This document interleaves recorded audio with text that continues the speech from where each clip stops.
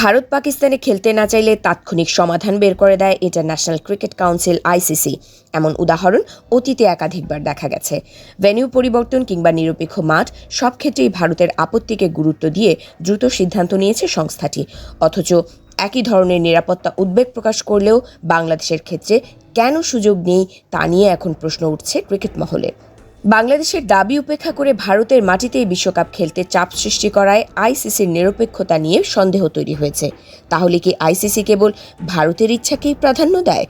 এমন প্রশ্ন করছেন দেশের ক্রিকেট সমর্থক ও বিশ্লেষকরা। তাদের মতে আইসিসির সাম্প্রতিক সিদ্ধান্ত স্পষ্টভাবেই পক্ষপাতদুষ্ট। এই অবস্থায় বাংলাদেশের ক্রিকেটারদের নিরাপত্তা ও মর্যাদা রক্ষায় বাংলাদেশ ক্রিকেট বোর্ডের কঠোর অবস্থানকে সমর্থন জানিয়েছে অনেকে। একই সঙ্গে আইসিসির ভূমিকা পুনর্বিবেচনার দাবি এখন জোরালো। সর্বশেষ আইসিসি চ্যাম্পিয়ন্স ট্রফির আয়োজক ছিল পাকিস্তান, তবে নিরাপত্তা ইস্যু দেখিয়ে সেখানে খেলতে অস্বীকৃতি জানায় ভারত। এতে ভারতের কোনো অসুবিধাই হয়নি। ভারতের দাবি খুব সহজেই মেনে নেয় আইসিসি। এমনকি ভারতের সব ম্যাচ সংযুক্ত আরব আমিরাতের দুবাইয়ে আয়োজনের সিদ্ধান্ত নেয়। এমনকি টুর্নামেন্টের আনুষ্ঠানিক ফটো সেশনেও অংশ নেননি ভারত অধিনায়ক রোহিত শর্মা। পরবর্তীতে সমঝোতার ভিত্তিতে পাকিস্তানের ভারত সফর ও হাইব্রিড মডেলে আয়োজনের সিদ্ধান্ত হয়, যার ফলে আসন্ন টি-20 বিশ্বকাপে পাকিস্তানের ম্যাচ হবে শ্রীলঙ্কায়। এই প্রেক্ষাপটে নতুন করে আলোচনায় এসেছে বাংলাদেশ।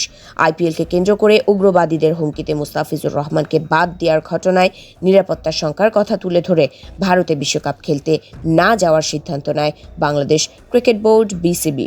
বিষয়টি নিয়ে অনলাইন ও সরাসরি দুই দফায় আইসিসির সঙ্গে বৈঠক করেও লাভ হয়নি।